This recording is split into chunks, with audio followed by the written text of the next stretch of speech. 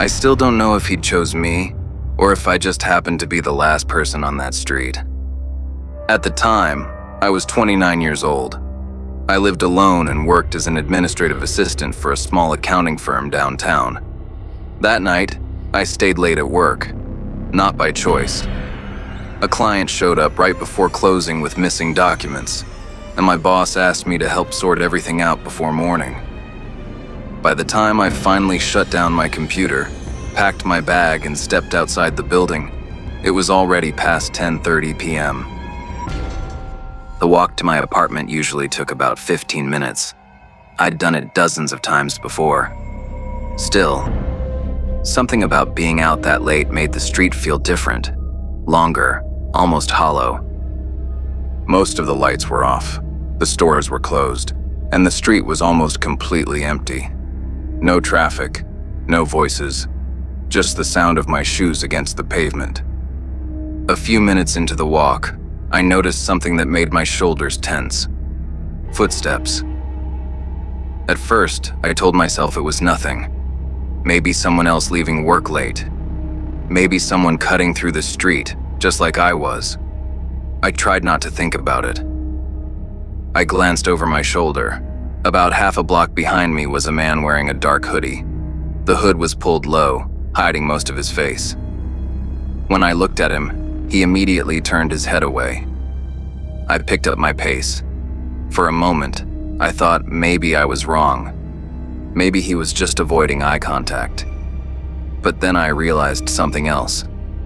The footsteps were getting faster, not running, just closer. When I looked back again, he slowed down. When I faced forward, he sped up. That's when my stomach dropped. Up ahead, I noticed a group of teenagers standing near the corner. 4 or 5 of them, laughing, shoving each other. For a split second, I considered asking them for help. Maybe their presence alone would be enough to scare him off. Maybe I could blend in, walk past them, and leave the street behind. But then another thought hit me. I was alone. They were a group. And I didn't know them either. The idea of drawing attention to myself suddenly felt worse than staying silent. What if they noticed me for the wrong reasons? What if they were more unpredictable than the man behind me? Before they could see me, I crossed the street and turned down a different block. My heart was pounding now. I slipped my hand into my purse and wrapped my fingers around my pepper spray. I'd bought it months earlier after a coworker insisted. I never imagined I'd actually use it. The street I turned onto was even darker. And then I felt it. A hand touching my shoulder. I spun around and sprayed. The can hissed loudly as the mist shot toward his face. He raised his arms, backing away, coughing and swearing under his breath. I didn't stop spraying until my fingers started to ache. As he staggered back, I ran.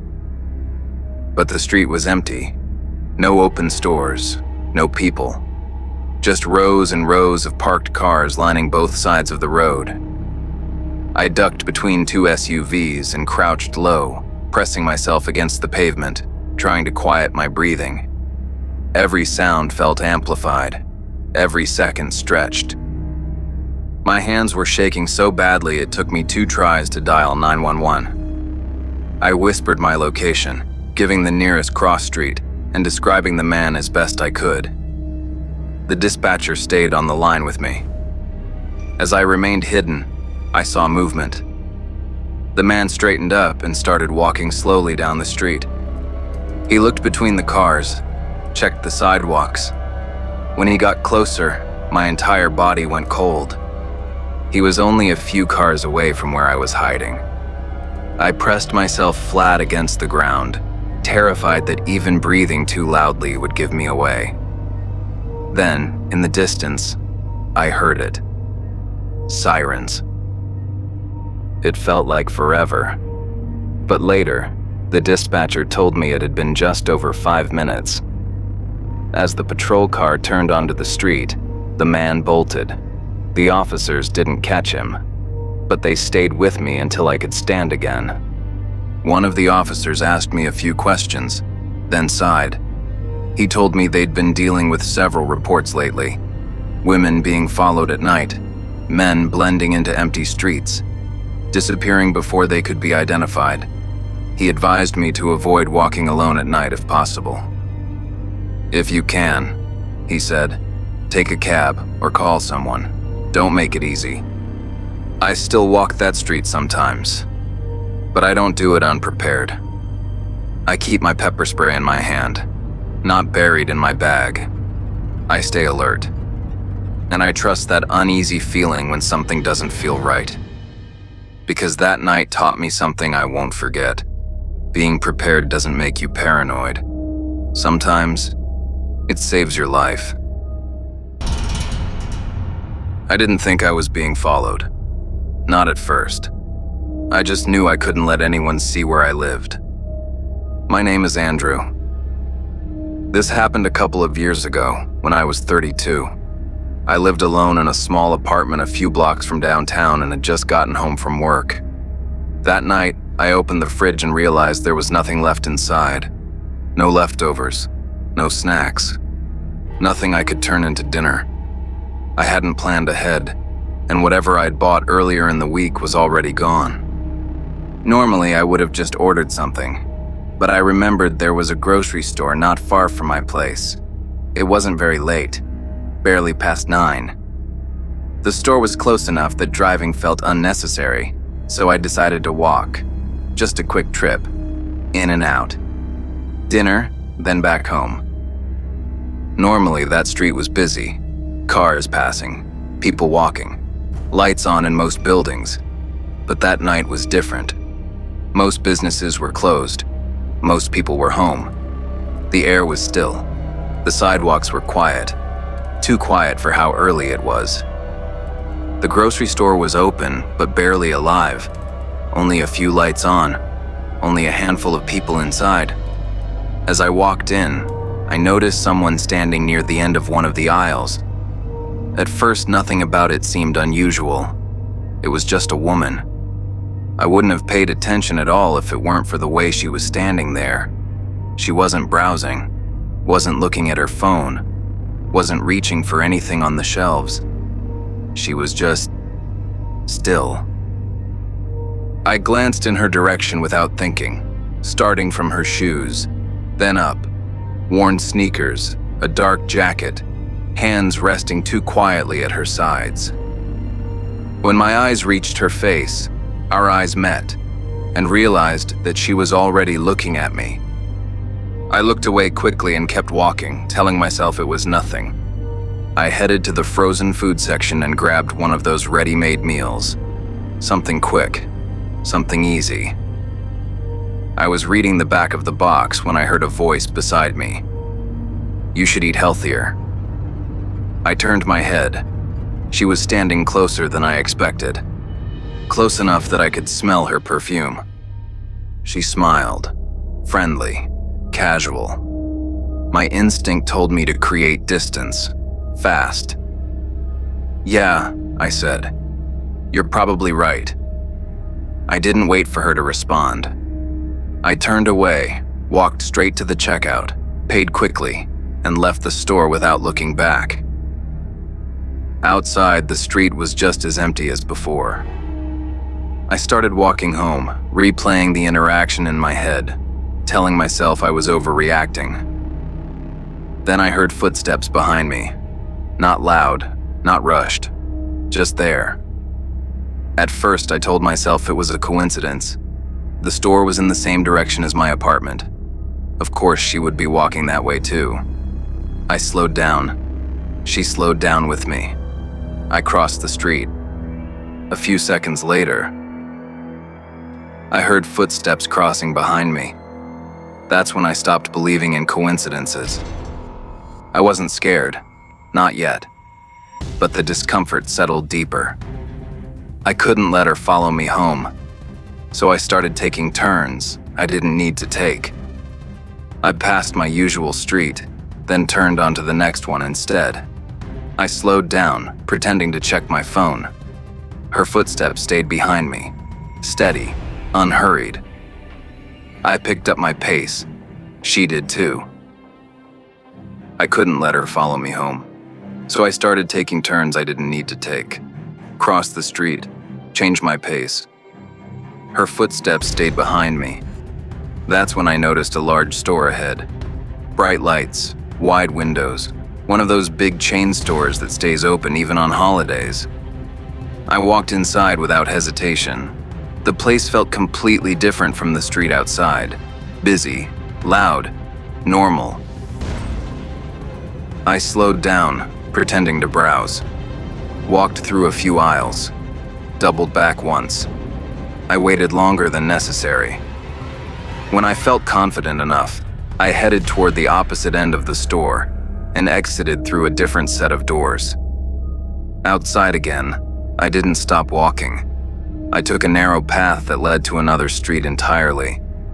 For the first time since leaving the grocery store, I felt some relief. A block later, that feeling disappeared. Parked along the curb was a van. Dark windows, no lights inside. What bothered me wasn't the van itself. It was the fact that I didn't remember seeing it when I left my apartment earlier. I slowed down as I passed it, my shoulders tightening. Then I forced myself to relax. I told myself I was already on edge, that my mind was filling in gaps because of the woman. I took a few steps past the van, and then I heard it. The slow slide of a door opening, then closing again, careful, deliberate. I stopped walking. Footsteps followed. My heart started pounding. Before I could fully react, headlights washed over the street. A police cruiser was driving past at the end of the block. I raised my hand and waved it down without thinking. The car slowed and pulled over. I turned and pointed back toward the van. But it was gone. The curb was empty. No van, no movement, nothing. The officer asked me what was wrong. I tried to explain. The woman, the footsteps, the van. He looked down the street, then back at me. There was nothing there.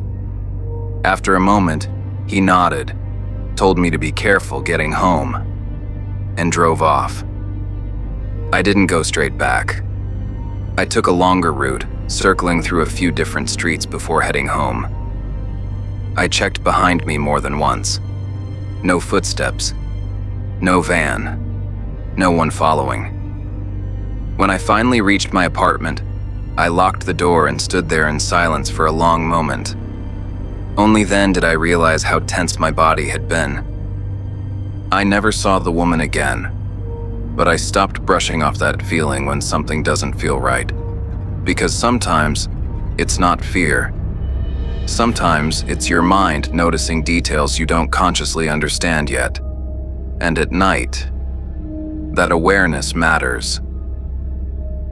Nothing happened after that. I never saw her again, or the van. But that night reminded me of something simple and important. The night has its own rules, and there are plenty of strange people out there who don't look dangerous at all. That's why I pay attention now. Not because I'm afraid, but because being alert is sometimes the only thing that keeps a situation from becoming something worse. I learned that night how thin the line is between an argument and becoming a missing person. My name is Larissa. I was 25 when this happened, and until that night, I thought I understood the risks in my life. I had been dating Daniel for a little over a year. We argued sometimes. Nothing dramatic, small disagreements. The kind you brush off and forget the next day. At least that's what I kept telling myself. That night we were at a friend's birthday party. Loud music, cheap drinks, people laughing too hard. Daniel stayed close to me, quiet as always. He never liked crowds. He watched people instead of talking, like he was always on alert. I checked the time more than once. We had already been there for almost 2 hours, which was more than I expected. Daniel hated staying that long anywhere, especially parties. So he leans in and quietly says, "Do you want to go?" I was actually relieved, ready to go. That's when my sister Liz walked in. She was already a little drunk, smiling too freely, wearing a blouse that was impossible not to notice. Low cut, confident, completely unlike how she usually dressed. My stomach dropped the second I saw her. Not because I'd done something terrible, but because I suddenly remembered something I'd already pushed to the back of my mind. A few weeks earlier, I had lied to Daniel. At the time, it didn't feel like a big deal. It barely even felt like a lie. I told him I was working all weekend. The truth was, I had traveled with Liz. She was getting breast surgery and didn't want anyone to know. Not coworkers, not family, not my boyfriend. She was scared. She needed me. She begged me not to tell anyone. I agreed, and almost immediately regretted it. I remember thinking later, why did I even lie? But Liz always had that effect on me. She always knew how to convince me to do things I didn't want to do, and somehow make it feel like it was my decision. At first, Daniel didn't say anything, but I saw it in his eyes when Liz hugged me. The pause, the calculation. Then she laughed, leaned a little too close to him, and said it. "Hey, thanks for letting her come with me on that trip. I don't know what I would have done without her. It was rough." The music kept playing. The party didn't stop, but everything inside me went quiet. Daniel turned to me slowly. "What trip?" he asked. I tried to pull him aside, whisper explanations, damage control. It didn't matter. His voice didn't explode. It sharpened. "So this is who you are now," he muttered. I tried to answer, but he kept going. "Every time I think I understand you, there's something else." Then he grabbed his jacket and walked out. I followed him outside, my heart racing. He was already in the car when I opened the passenger door. "Get out," he said. "No," I replied. "Not like this." We drove off angry. He already didn't like Liz. He thought she was irresponsible, loud, a bad influence. Now, in his mind, she was also the reason I had lied to him. Daniel started bringing up things we had never fully argued about before. Old comments, old silences, moments I didn't even know he'd been storing. His voice rose. He accused me of betraying him, of choosing her over him, of lying straight to his face. Then he slammed the brakes. "Get out of the car." I laughed once, weak and nervous. "Daniel, what are you doing? There's nothing out here." "I don't care," he snapped. "Get out, now." I didn't recognize him anymore. I stepped onto the asphalt. The door slammed shut, and then he drove away. The taillights disappeared fast. I stood there frozen. No houses, no buildings, just a long stretch of road and darkness in every direction. I checked my phone. No signal. Not even emergency bars. I had no choice. I started walking. Every sound felt louder than it should. My footsteps, the wind, insects buzzing somewhere in the dark. I tried to stay calm. There had to be a gas station nearby. That's when headlights appeared behind me. A car slowed and pulled over ahead. A man stepped out, mid-30s, casual clothes, calm smile. "Hey," he said. "Are you okay?" His name was Mark. He talked about how dangerous the road was at night. Said he had a sister, said he'd never leave her alone out here. He offered to take me to the nearest gas station. Nothing about him felt openly threatening, but something felt off. Not dangerous, just invasive. I thanked him and said I'd keep walking. He didn't leave.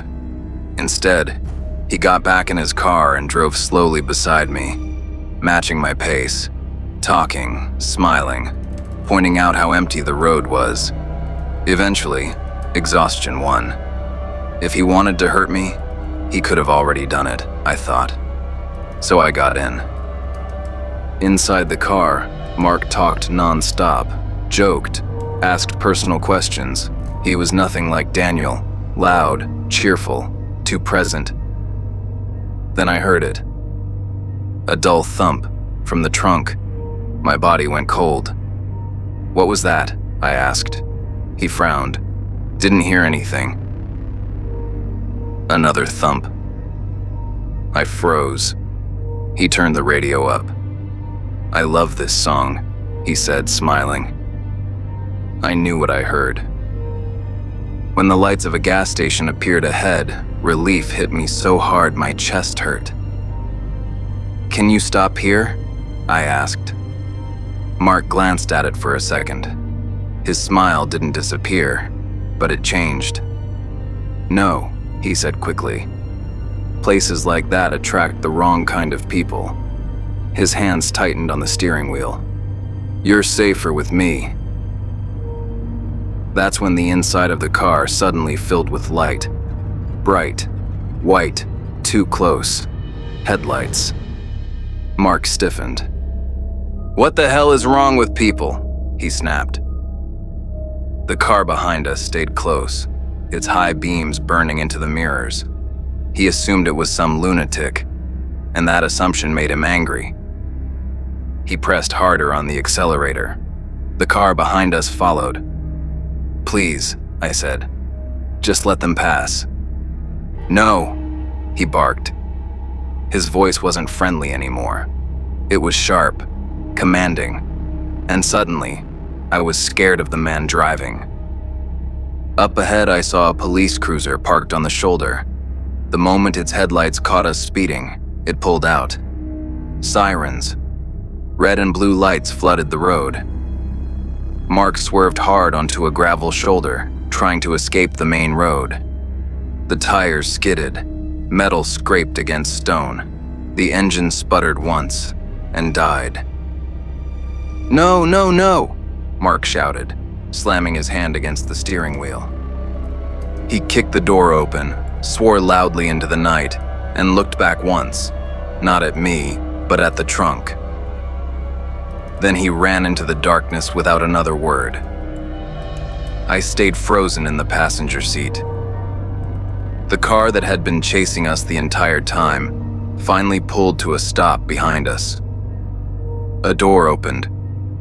"Larissa?" I turned. "Daniel." He ran toward me, panic written all over his face, asking if I was hurt. The police arrived moments later. Daniel explained everything, how the argument finally hit him, how he realized what he'd done, and why he turned back. At some point, my phone regained signal. My location was still shared. That's how he found me. The officers opened the trunk. Inside was a woman, tied, injured, barely conscious. She said she'd been attacked after leaving a party alone, hit on the head, dragged into the trunk. I stood there wrapped in a blanket, staring at the road. All of it started with a lie, a fight, and a man who seemed kind, until he wasn't. And sometimes, I still think about how close I came to disappearing forever.